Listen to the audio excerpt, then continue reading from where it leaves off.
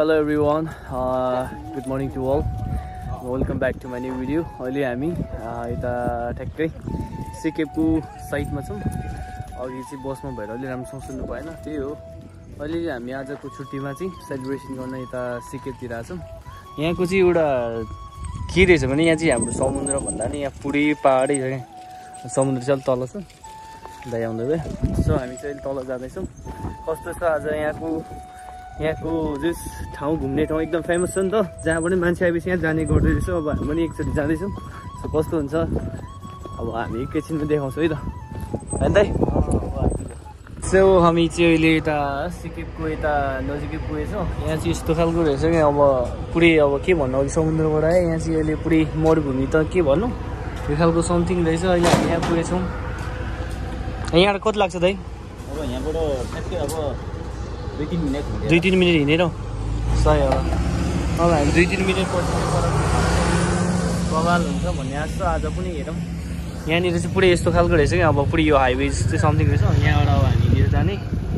So अहिले एकैछिनमा म देखाउँछु है त. ल यसरी जान पनि पाइयो. सेम हाम्रो गाउँमा जस्तै देख्छ कि हाम्रो सोलुको धापडाँडा धापडाँडातिर भन्दा नि फरक पर्दैन. अब यस्तै हो. हामी चिनेर गइरहेछौँ. अब हेरौँ कस्तो छ. यहाँ चाहिँ हामी टक्क स्टल रहेछ. गाडीमा स्टल राखेको हुँदैछ यहाँ चाहिँ होइन. भर्खर कोक किनेको. कोक चाहिँ लगभग 3 समथिङै भनौँ न है. त्यति पर्दो रहेछ. नेपालमा भने लगभग 450 भनौँ न. त्यति पर्दैछ. अलिक महँगो चाहिँ महँगो रहेछ. बेर भन्दा पनि महँगो कोकहरूको यार. सो अहिले हामी गइरहेछौँ. अब यो ठाउँमा रहेछ. हेरौँ कस्तो हुन्छ. फाइनली हामी पुगेछ. यो मुनितिर क्या. मुनि यो मुनितिर हिँड्नु जानु पऱ्यो क्या मलाई. जाँदैछ. कहाँबाट जान्छ नि? यहाँ रहेछ नि त. के भनिदिन्छ ल. हो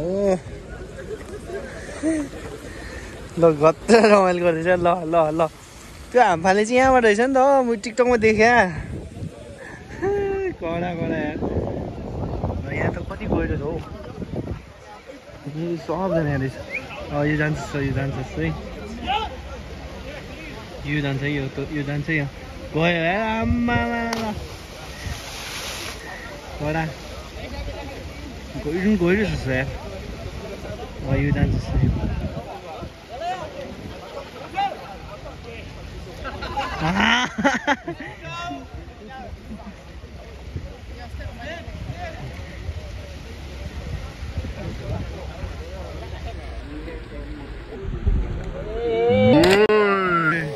कडा दिए ल.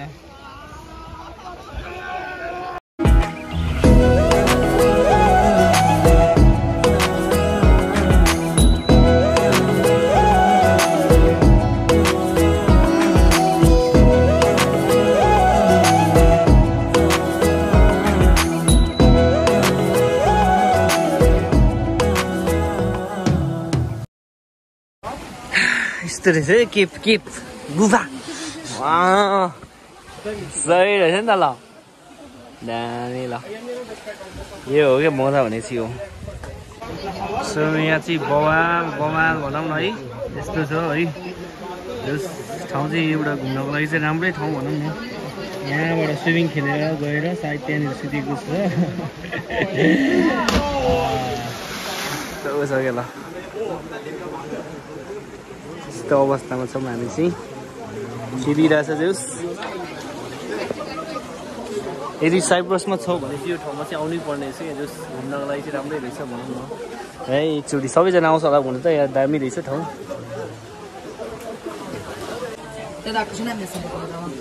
यस्तो रहेछ बाटो चाहिँ. यहाँबाट गयो भने तल पुग्ने रहेछ.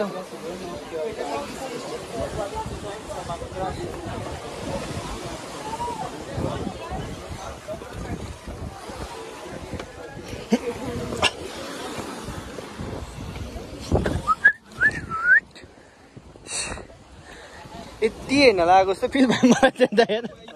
यति हेर्न लागेको जस्तो लाग्यो. ठिक छ जस रमाइलो गरियो. रमाइलो भयो. एउटा नयाँ ठाउँमा आयो. त्यही हो खुसी लाग्यो. केही छैन.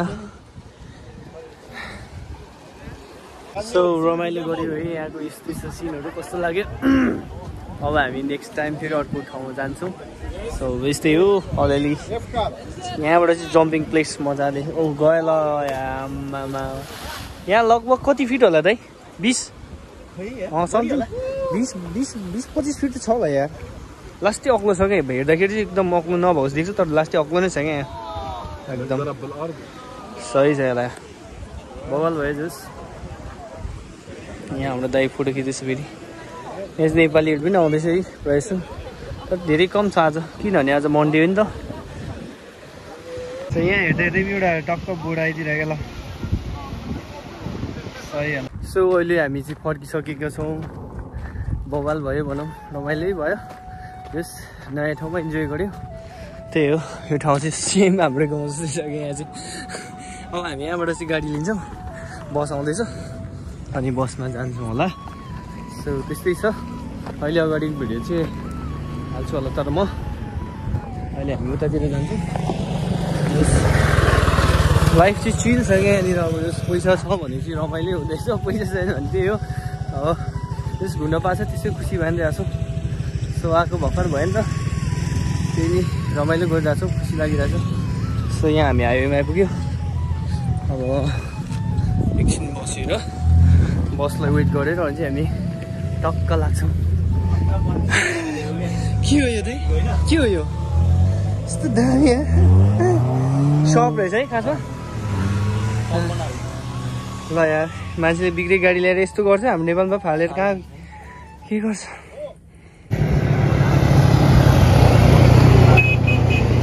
साइप्रसको ट्याक्सी चाहिँ यो खालको हुँदैछ है नेपालको भन्दा लास्टै लामो क्या ठिकै डबल छ होला है